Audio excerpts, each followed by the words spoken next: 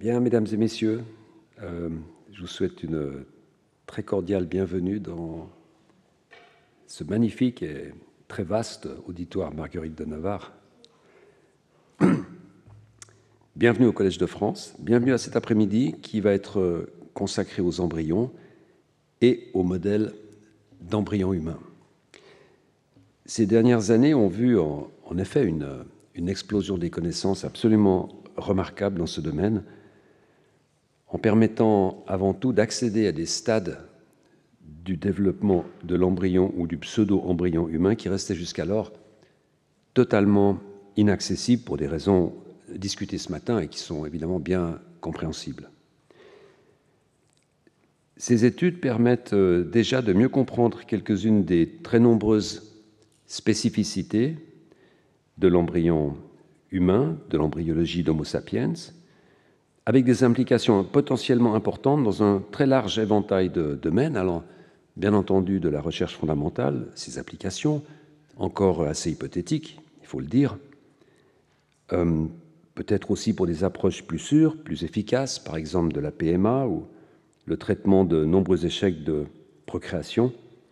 jusqu'aux possibilités les plus audacieuses, voire même les plus osées, touchant par exemple à la médecine régénérative ou à des nouvelles façons de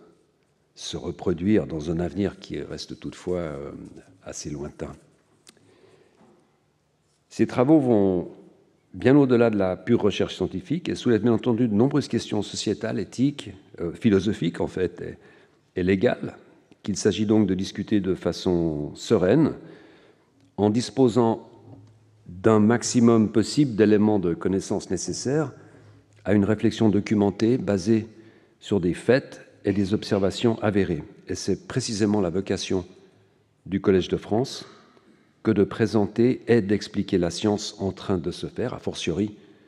lorsque celle-ci risque d'impacter notre société avec une telle ampleur, ne serait-ce que dans cette nouvelle relation qui est en train de se tisser entre, d'une part, les hommes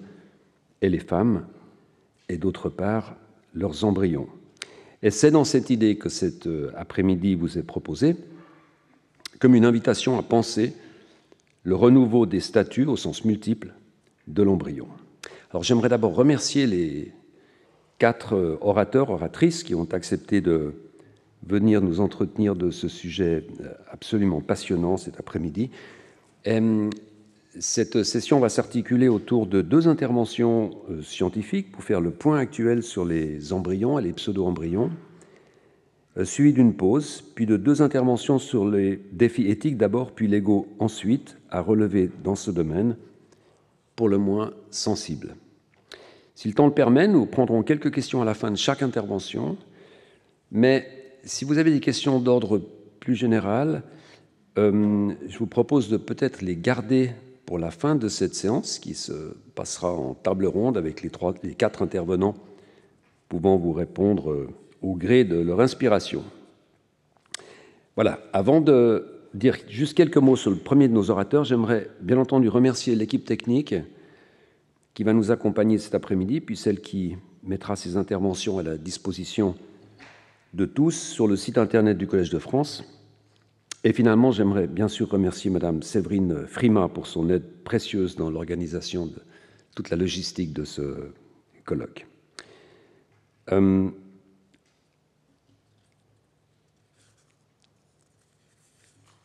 Nous allons donc maintenant commencer cet après-midi avec l'embryon humain, le vrai, avec ses possibilités expérimentales, ses problèmes, et cela au travers d'une présentation d'Alain Chédetal, qui est directeur de recherche à l'INSERM, à l'Institut de la Vision à Paris, membre de l'Académie des sciences, qui a plusieurs casquettes. C'est en effet d'abord un spécialiste du développement des circuits neuronaux, donc de la neurobiologie du développement, mais depuis 2017, il coordonne également un grand programme de recherche transversale de l'INSERM,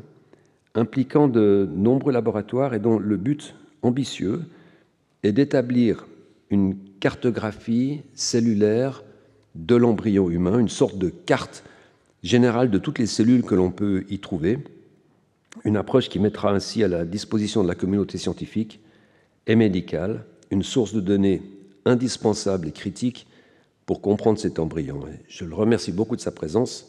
et je lui cède la parole. Alain, s'il te plaît.